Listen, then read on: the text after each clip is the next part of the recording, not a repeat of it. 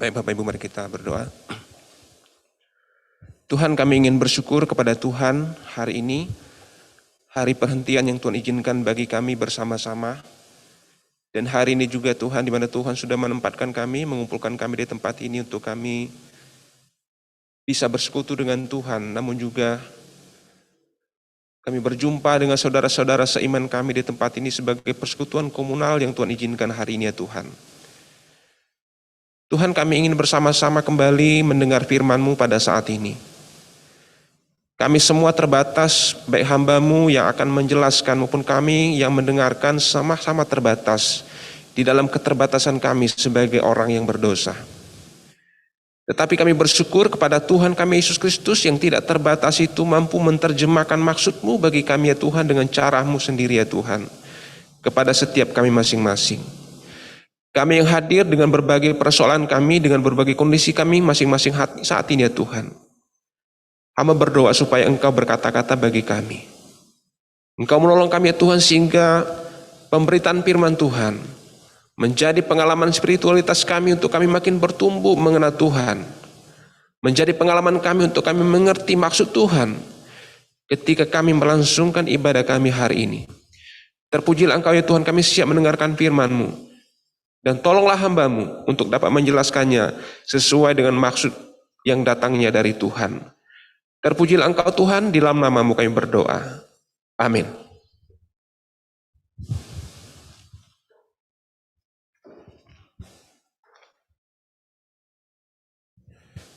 Ya, salam Bapak Ibu sekalian yang dikasihi Tuhan. Ya, kita akan mendengarkan firman Tuhan pada pagi hari ini. Silakan untuk dibacakan.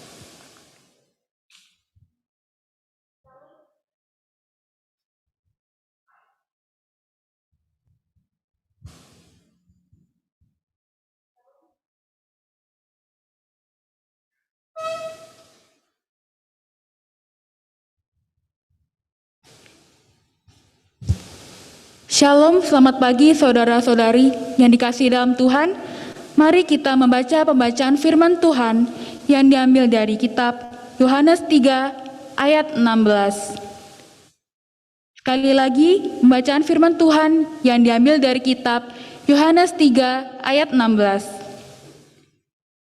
Karena begitu besar kasih Allah akan dunia ini, sehingga Ia telah mengaruniakan anaknya yang tunggal, supaya setiap orang yang percaya kepadanya tidak binasa, melainkan beroleh hidup yang kekal. Amin. Terima kasih. Bapak Ibu sekalian, jemaat yang dikasihi dan yang mengasihi Tuhan, saya senang sekali hari ini berada di tengah-tengah Bapak Ibu. Saya bersama-sama dengan Bapak Ibu pernah dalam artian khotbah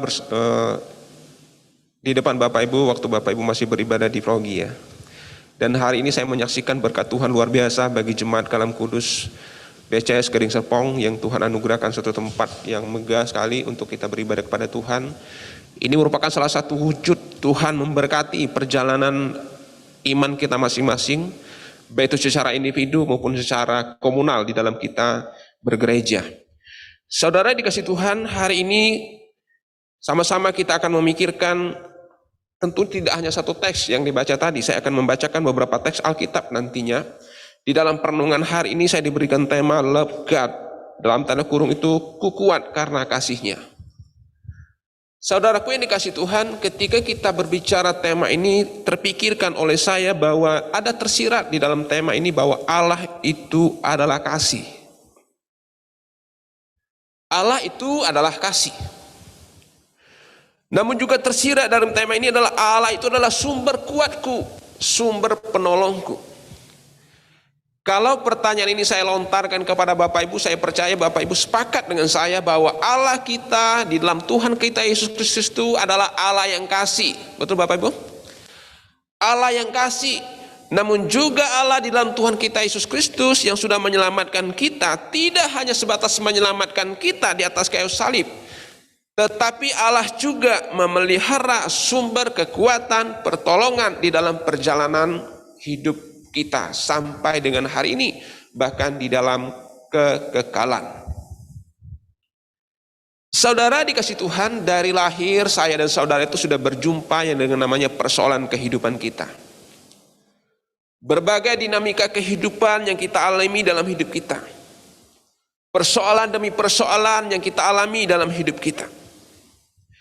Makanya ada pernyataan saudara, andaikan aku sudah selesai sekolah, aku sudah bebas dari tuntutan PR, aku sudah bebas dari bangun pagi, aku sudah bebas, namanya mamaku suruh ayo belajar, ayo belajar. Itu kira-kira kata seorang anak yang masih usia sekolah. Andaikan saya sudah kuliah nanti, selesai kuliah saya akan lebih baik, lebih happy hidup saya. Kenapa? Karena saya bisa bekerja, saya bisa mendapatkan keuangan, saya bisa mendapatkan uang secara pribadi. Saya tidak harus bergantung lagi dengan papa saya, dengan mama saya untuk saya membeli sesuatu. Karena apa? Karena saya mendapatkan uang dari hasil kerja kerasku, kata seorang mahasiswa. Saya akan bahagia nanti ketika saya membangun rumah tanggaku dengan seorang wanita idamanku yang kudoakan. Saya akan berbahagia dengan membangun rumah tangga. Nanti Tuhan anugerahkan anak, kami hidup bersama-sama dalam keluarga, semuanya akan berbahagia dan happy, kata seorang pemuda atau pemudi yang sedang merencanakan sebuah pernikahannya. Tapi saudara, permisi tanya, apakah yang kita harapkan, yang kita mimpikan, ekspektasi kita sesuai dengan faktanya pada kenyataannya nanti? Ternyata tidak, saudara. Tidak selalu, saudara. Waktu saudara mulai bekerja tidak selalu enak, saudara. Waktu saudara berumah tangga tidak selalu senang. Betul nggak Bapak Ibu? Tidak selalu. Persoalan demi persoalan akan muncul bagi saudara dan saya. Yang dinamika perjalanan kita, saudaraku yang dikasih Tuhan, terkadang tidak pernah kita pikirkan akan berjumpa dengan persoalan ini, tetapi ternyata kita berjumpa dengan persoalan itu. Tidak pernah kita terpikirkan. Pertanyaan saya, saudara yang dikasih Tuhan, apa yang membuat persoalan itu demi persoalan itu muncul dalam hidupku dan hidup saudara? Itu penting, saudara, untuk kita mengetahui kenapa persoalan demi persoalan itu muncul, saudara. Itu cuma satu sebabnya. Dosa manusia pertama. Dan itu kita warisi sampai dengan hari ini. Dosa itulah, saudaraku yang dikasih Tuhan, yang mengakibatkan manusia sampai dengan hari ini berbagai macam persoalan hidupku dan hidupmu. Berbagai hal yang kita hadapi yang kita merasa berat sekali hidup ini, saudara. Oleh karena satu persoalan utamanya, dosa. Kalau kita melihat, saudara, ketika Allah, next slide-nya, kalau kita melihat, saudara, dalam Kejadian pasal 1 ayat 27. Bisa di next kan? Maka Allah menciptakan manusia itu menurut gambarnya, dan menurut gambar Allah diciptakannya dia, laki-laki dan perempuan, diciptakanlah mereka. Saudara, saya ingin mengajak saudara dalam waktu singkat ini memikirkan sejenak bagaimana rentetan peristiwa Allah mengasihi manusia, saudara. Sekalipun memang ini tidak akan komprehensif di tengah waktu kita yang singkat, tapi saya minimal kita akan melihat bagaimana rancangan Allah bagi manusia itu. Ketika manusia itu jatuh dalam dosa, awalnya manusia itu diciptakan oleh Allah baik dan sangat baik, saudara. Dalam kronologis penciptaan, manusia itu diciptakan pada hari terakhir. Hari terakhir bukan berarti, saudara, sisa. Tetapi justru spesialnya manusia itu diciptakan Allah pada hari terakhir. Segala sesuatu yang manusia butuhkan dalam hidupnya telah tersedia. Makanya Allah menciptakan manusia pada hari terakhir, saudara.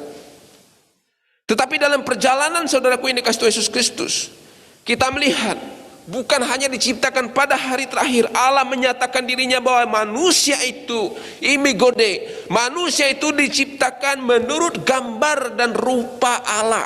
Betapa spesialnya saya dan saudara dan manusia diciptakan oleh Allah. Gambar dan rupa Allah itu, saudara, menunjukkan bahwa manusia itu merupakan representatif Allah di tengah-tengah dunia ini. Allah juga bukan hanya menciptakan sebagai gambar dan rupa Allah, Allah berikan mandat, berkuasalah atas hal-hal yang ada yang Tuhan ciptakan. Itu artinya, saudara, ciptaan Tuhan yang paling mulia itu bukan siapa-siapa kecuali manusia, saudara. Tetapi saudara, dalam perjalanan Kejadian pasal 3 kita berjumpa dengan apa di situ? Kejadian pasal 3 kita berjumpa dengan peristiwa manusia itu diberikan kebebasan oleh Allah di Taman Eden itu. Cuman satu, kamu jangan dekati pohon itu dah, kira-kira bahasanya sederhananya gitu ya. Kamu boleh ke sana, boleh ke sini, boleh ke sana, tapi tolong jangan ke situ. Cuman satu larangan Tuhan. Tapi saudara, di Kejadian pasal 3 itu, kalau kita melihat Kejadian pasal 3, manusia jatuh di dalam dosa. Kejatuhan manusia dalam dosa itulah yang mengakibatkan apa? Fatal, saudara. Tadinya Allah dan manusia itu face to face, mereka berdialog, saudara. Dalam kemuliaan Allah menampakkan diri kepada manusia ketika manusia itu belum jatuh dalam dosa. Tetapi ketika jatuh dalam dosa itu, hilanglah kemuliaan Allah itu bagi manusia. Dekatkan kitab Roma. Ketika manusia itu sadar, saya berdosa. Mereka sadar, saya malu di depan Tuhan. Mereka mencoba lari, manusia itu mencoba lari dalam Kejadian pasal 3. Tetapi Tuhan katakan apa? Berfirmanlah ia, di manakah engkau? Ini merupakan Allah mengasihi manusia, saudaraku, ini kasih Tuhan Yesus Kristus. Kasih Allah itu kasih yang mencari manusia. Tidak terpikirkan oleh manusia untuk mencari Allah. Bahkan tidak punya kemampuan manusia mencari Allah ketika manusia jatuh dalam dosa.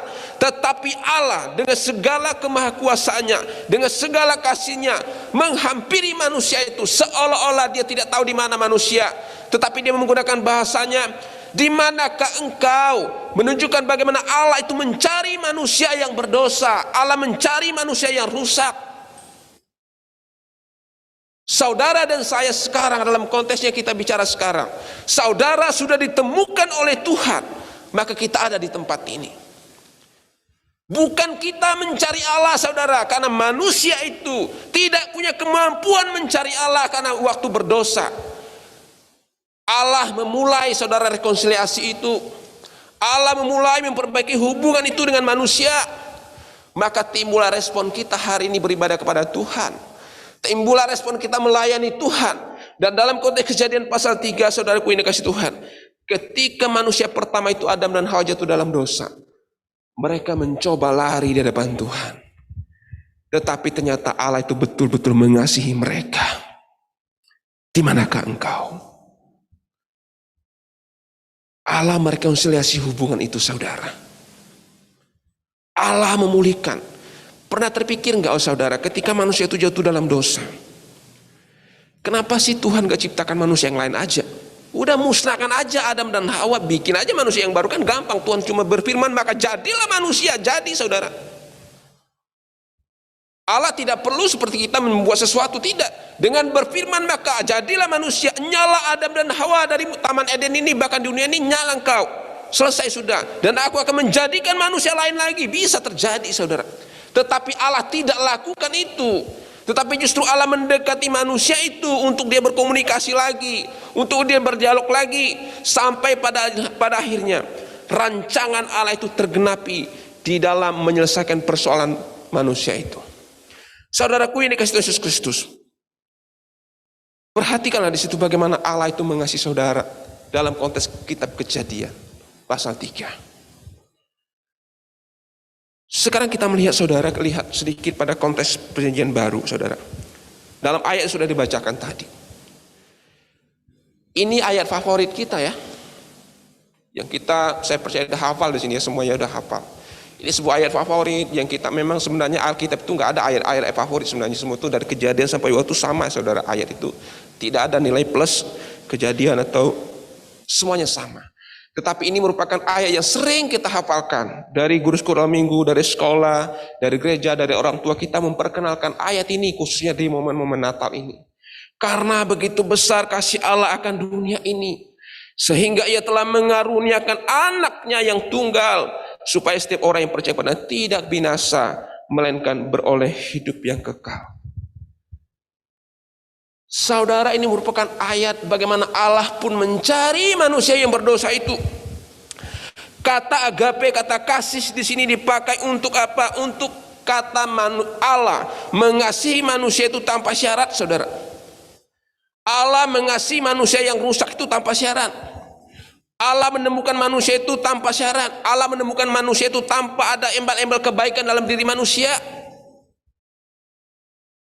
Tetapi Allah datang dalam dunia mengasihi saudara dan saya.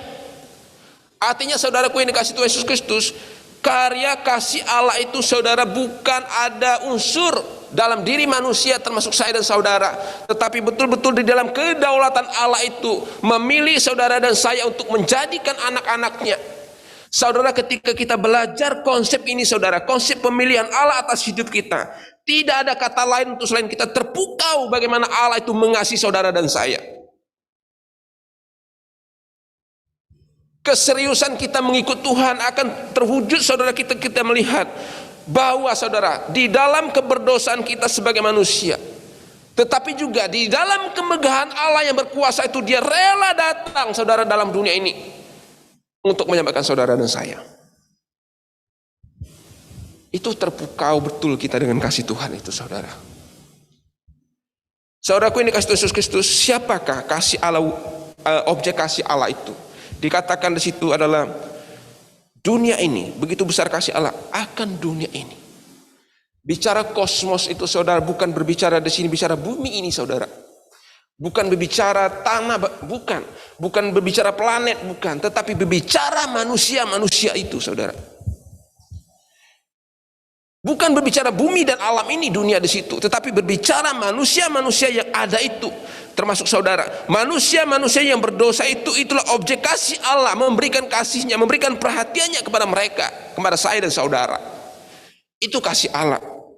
Oleh karena itu saudara, dengan cara apa? Dengan cara dia mengaruniakan anaknya yang tunggal itu datang ke dalam dunia ini saudara, untuk menjumpai kita, untuk dia mengasihi kita, untuk dia mempertemukan kita, dan padanya kita punya pengalaman spiritual saudara. Makanya saudaraku ini kasih Yesus Kristus, kita sebut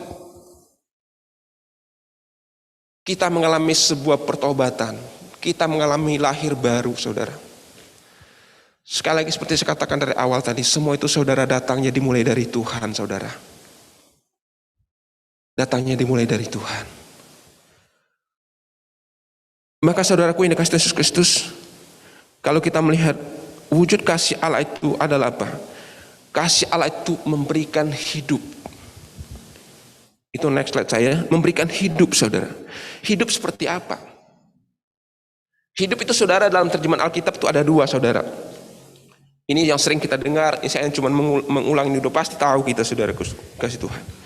Pertama itu bios, yang kedua itu zoe saudara.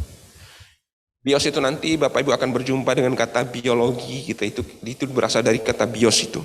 Bios itu artinya kita berbicara tentang kehidupan jasmani kita. Manusia itu butuh makan, butuh minum. Manusia itu saudaraku ini kasih Tuhan, akhirnya nanti semua tumbuhan, hewan bertumbuh biak, berkembang biak. Manusia itu punya anak, punya cucu saudara. Itu hanya berbicara kehidupan fisik saudara. Bicara kehidupan fisik. Bicara orientasinya adalah bagaimana keberlangsungan hidup setiap hari. Tetapi saudara, Yohanes itu bukan menggunakan kata bios, tetapi zoe. Zoe itu artinya bagaimana berbicara kehidupan rohani, kehidupan berbicara relasi dengan Allah.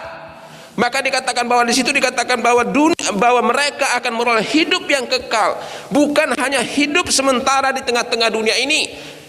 Karena apa? Karena di tengah-tengah dunia ini sifatnya sementara, tetapi perjumpaan dengan Allah, kasih Allah itu akan diwujudkan kepada manusia, bukan hanya mereka ada di tengah-tengah dunia ini.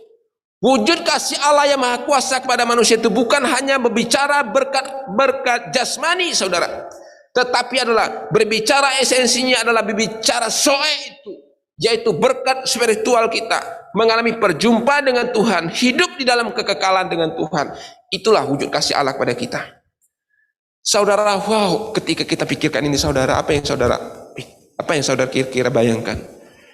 Kalau saya tidak berjumpa dengan Tuhan, gimana hidup saya? Kalau Tuhan tidak mempertemukannya, Tuhan tidak mempertemukan dia dengan kita, apa jadinya kita saudara? Maka saudaraku ini kasih Tuhan Yesus Kristus, orientasi kita bukan kepada B lagi saudara, pada bios lagi. Betul saudara, saya dan saudara itu butuh hal-hal yang bersifat fisik saudara. Kita butuh kehidupan keluarga, kita butuh materi, kita butuh pekerjaan, semua itu ya saudara. Kita butuh itu. Tetapi jangan sampai lupa saudara, kalau Allah itu sudah menganugerahkan zoe bagi kita, yaitu kehidupan kekal itu bagi saudara dan saya. Oleh karena itu saudara, di dalam konteks ini kita sudah mengalami hidup kekal, menjadi orang percaya kepada Kristus, dibenarkan oleh Kristus. Kita sudah mengalami itu. Artinya saudara, persoalan saya katakan di awal tadi, persoalan manusia yang paling besar itu Tuhan sudah tuntaskan dan selesaikan. Dosa. Pertanyaannya saudara, ketika kita masih ada di tengah-tengah dunia, apakah selesai persoalan kita? Tidak saudara. Tetapi persoalan yang paling besar, dosa itu nanti yang akan mengikat kita sampai kepada kekekalan kalau tidak diselesaikan oleh Tuhan. Tetapi justru persoalan-persoalan yang di tengah-tengah dunia ini sebenarnya saudara di hadapan Tuhan itu adalah bukan persoalannya terlalu besar, sekalipun kita memang menganggap persoalan tidak terlalu ringan. Makanya saudara, pengalaman rohani Rasul Paulus, kalau kita melihat saudara, pengalaman rohani Rasul Paulus ketika dia berhadapan dengan persoalan itu, di dalam Roma pasal 8 ayat 35, saya bacakan buat saudara. Roma 8 ayat 35. Itu sebuah pengalaman rohani Paulus ketika berjumpa dengan berbagai persoalannya. Siapakah yang akan dapat memisahkan kita dari kasih Kristus? Dimulai dengan kata tanda tanya saudara. Dan akan memberikan jawaban tidak ada sesungguhnya. Penindasan atau kesesakan atau penganiayaan atau kelaparan, atau ketelanjangan, atau bahaya atau pedang, seperti ada tertulis, oleh karena engkau kami ada dalam bahaya maut sepanjang hari, kami telah dianggap sebagai domba-domba yang berdomba-domba sembelihan, tetapi dalam semuanya itu kita lebih dari orang-orang yang menang, oleh karena Dia yang mengasihi kita. Sebab aku yakin bahwa baik maut maupun hidup, baik malaikat-malaikat maupun pemerintah-pemerintah, baik yang ada sekarang maupun yang akan datang, atau kuasa-kuasa baik yang akan di atas maupun yang di bawah, ataupun suatu makhluk lain, tidak akan dapat memisahkan kita dari kasih Allah yang ada dalam Kristus Yesus Tuhan kita. Saudara, ini merupakan saudara ungkapan Rasul Paulus atas pengalamannya dengan Tuhan. Berbicara penindasan, berbicara kesesakan, saudara, itu menjadi realita pengalaman Paulus. Berbicara penjara, berbicara tersiksa, itu menjadi realita pengalaman Paulus. Tetapi saudara, kenapa keluar kalimat ini saudara? Itu berbicara dari hati. Bagaimana sekalipun saudara, aku harus tertimpa dengan persoalan berat itu, tetapi kasih Allah itu tidak akan pernah lepas bagiku. Kira-kira mungkin kalau kita anggap lebay-lebay kan lah gitu saudara, sekalipun semua ini orang yang lain ninggalin gua lah, apa terjadi pacar gua mutusin gua lah, gimana kira-kira gitu kebagian muda, tapi itu Tuhan tetap sayang gua gitu kira-kira. Artinya apa saudara? Bahwa kasih Allah itu tidak pernah akan bisa digagalkan dengan apapun. Waktu Allah mengasihi kita saudara, mengasihi kita, Allah itu menggenggam kita dengan genggaman yang begitu erat, seperti Rasul Paulus katakan, sekalipun ada penindasan, ada bentuk apapun, kelaparan, dan bentuk apapun, ketelanjangan, apapun itu, tetapi ternyata Paulus katakan itu tidak akan pernah bisa melepaskan aku dari kasih Kristus. Begitu kuatnya tangan Tuhan menggenggam, sehingga Paulus itu tetap survive saudara. Di tengah-tengah penderitaannya, Paulus itu mampu berdiri dan berkata demikian rupa. Tapi saudaraku, ini kasih Yesus Kristus.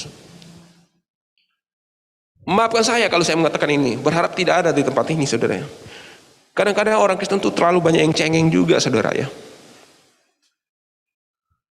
Ada persoalan ini, aduh, saya udah berdoa tapi Tuhan gak jawab, saya berhenti aja ikut Tuhan, saya berhenti melayani Tuhan. Saudara, ada banyak faktor membuat kita berhenti melayani Tuhan. Saya punya teman saudara ya, punya teman yang saya cukup respect sama dia. Saya cukup respect sama dia karena berbagai hal dalam sifat-sifatnya atau bagaimana, banyaklah yang membuat saya respect. Tetapi pada suatu saat dia memutuskan dirinya untuk tidak lagi melayani Tuhan. Udahlah, saya ingin jadi jemaat biasa aja, saya enggak lagi melayani Tuhan full time. Saudara, itu sekolah seperti saya juga. Dan teman-temannya hamba Tuhan yang lain juga. Memutuskan untuk sedemikian rupa. Hanya karena peristiwa-peristiwa yang buat dia kecewa. Saya berpikir begini, saudara. Kalau Tuhan punya prinsip seperti manusia, sudah berapa kali kita dibuang oleh Tuhan? Karena sudah terlalu sering, bukan hanya terlalu sering, setiap hari saudara dan saya itu mengecewakan Tuhan. Tetapi saudara, kasih Allah itu saudara tidak pernah dibatasi oleh ketidaksetiaan kita.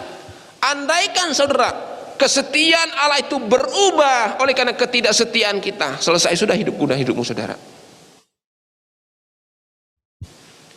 Siapa yang berani berkata sini aku yang paling setia ikut Tuhan? Gak ada, saudara. Karena kita bukan orang-orang yang setia, saudara, pada prinsipnya. Maka saya katakan, andaikan Allah itu memakai ukuran manusia, kalau engkau tidak setia, aku akan buang hidupmu, saudara. Kita hari ini gak ada di tempat ini, saudara. Tetapi kasih Allah itu yang merangkul saudara dan saya. Di dalam ketidaksetiaanmu, Allah terus mengejarkan kesempurnaan dalam hidupmu sampai kepada kekekalan. Di dalam perjalanan hidup ini, saudaraku, ini kasih Tuhan Yesus Kristus, hidupku dan hidupmu terus digiring oleh Tuhan dalam kasih Allah itu menuju kesempurnaan nanti, berjumpa dengan muka dengan Tuhan dalam kesempurnaannya. Dan hari ini saudara, kita diingatkan dengan kisah Natal ini, Allah datang ke dalam dunia ini, saudaraku, ini kasih Tuhan Yesus Kristus, untuk menjelma menjadi manusia. Dan padanya misi Allah itu sampai pada puncaknya nanti dia mati di atas kayu salib untuk menyelamatkan saudara dan saya. Maka sesungguhnya Natal itu adalah bayang-bayang dari salib itu sendiri. Saudara, Natal itu adalah bayang dari salib itu. Natal itu adalah penderitaan. Saudara, di gereja kita di Kosambi Baru, kita mengusung tema tahun ini adalah kesederhanaan Natal. Kita bicara kesederhanaan Natal. Awal tema ini terpikirkan adalah, saudara, di tengah pandemi ini, kita tidak bisa, saudara, merayakan Natal dengan seperti biasanya. Kita rayakan Natal itu dengan betul-betul sederhana, sama dengan di sini juga tentunya, dan di dunia ini pada umumnya.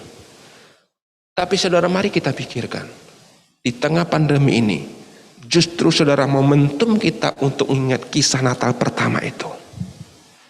Di tengah kehening, jauh dari keramaian, jauh dari pesta pora, di situ Yesus lahir untuk menyelamatkan saudara dan saya. Siapa yang menyambut bayi Yesus pertama? Bukan orang-orang terpandang, saudara. Tetapi yang menyambut bayi Yesus pertama itu adalah para gembala. Para gembala itu adalah orang-orang tidak terhormat pada waktu itu.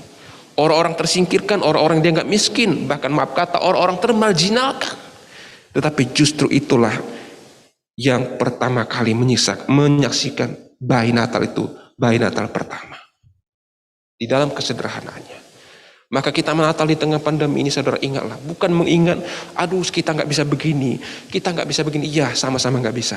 Tetapi justru momentum ini, saudara, kita ingat bahwa Allah itu mengasihi kita dalam segala kesederhanaannya, bahkan segala kesakitannya Allah mengasihi kita dari lahir sampai pada puncaknya dia mati untuk mengasihi kita.